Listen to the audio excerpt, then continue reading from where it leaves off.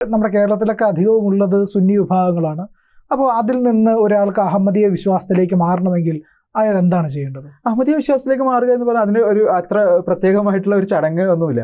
അത് അഹമ്മദിയ മുസ്ലിം വിശ്വാസം, ഈ അഹമ്മദിയ മുസ്ലിം ജമാഅത്ത് മുന്നോട്ട് വെക്കുന്ന ആശയങ്ങൾ, ഇപ്പോൾ നേരത്തെ പറഞ്ഞല്ലോ ജിഹാദിനെ കുറിച്ചിട്ടുള്ള നമ്മുടെ കാഴ്ചപ്പാട് ഇതാണ്. പ്രവാചകന്മാരെ കുറിച്ച്, ദൈവത്താൽ നിയോഗിക്കപ്പെട്ട ആളുകളെ കുറിച്ചുള്ള നമ്മുടെ കാഴ്ചപ്പാട് ഇതാണ്.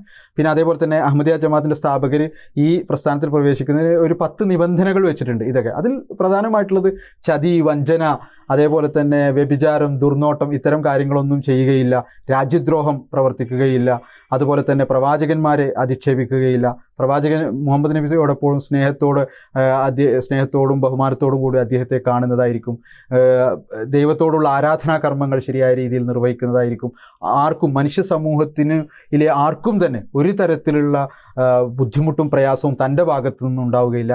ഇത്തരം കാര്യങ്ങൾ ഒരാൾ ഏറ്റുപറഞ്ഞ് അത് വിശ്വസിച്ചാൽ അയാൾ അഹമ്മദിയ ജമാഅത്തിൽ പ്രവേശിക്കാം. കുറച്ചുകൂടി മനസ്സ് വിശാലവും ദൈവത്താൽ നിറഞ്ഞതുമാകുന്നതാണ് അഹമ്മദിയ എന്ന് പറയുന്നതിന് അർത്ഥമല്ലേ? തീർച്ചയായിട്ടും. അതായത് ഇത് ഞങ്ങൾ പറയുന്നത് ഇത് യഥാർത്ഥ ഒരു പുതിയ മതമോ പുതിയ വിശ്വാസമോ പുതിയ ആചാരമോ ഒന്നുമല്ല.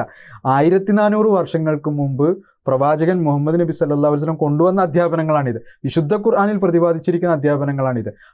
ഇന്നത്തെ മുസ്ലിം സമൂഹം, നമ്മൾ പറയുന്ന സോ കോൾഡ് അല്ലെങ്കിൽ ഇന്ന് പറയപ്പെടുന്ന മുസ്ലിങ്ങൾ ഈ അധ്യാപനങ്ങൾ വിസ്മരിച്ചു കളഞ്ഞിരിക്കുന്നു. അപ്പോൾ അവരുടെ തന്നെ വിശ്വാസം അത്തരം ഒരു സമയത്ത് ഒരു പരിഷ്കർത്താവ് വരും എന്നുള്ളതാണ്. ഞങ്ങൾ പറയുന്നത് ആ പരിഷ്കർത്താവ് വന്നിരിക്കുന്നു, അദ്ദേഹമാണ് ഞങ്ങൾക്ക് ഇതാണ് യഥാർത്ഥ ഇസ്ലാമിക അധ്യാപനങ്ങൾ എന്ന് പരിചയപ്പെടുത്തി തന്നിരിക്കുന്നത്. കൂടുതൽ വാർത്തകളും വിശേഷങ്ങളും നിങ്ങളിലേക്ക് എത്താൻ ABC മലയാളം സബ്സ്ക്രൈബ് ചെയ്യുക, ബെൽ ബട്ടണും അമർത്തുക.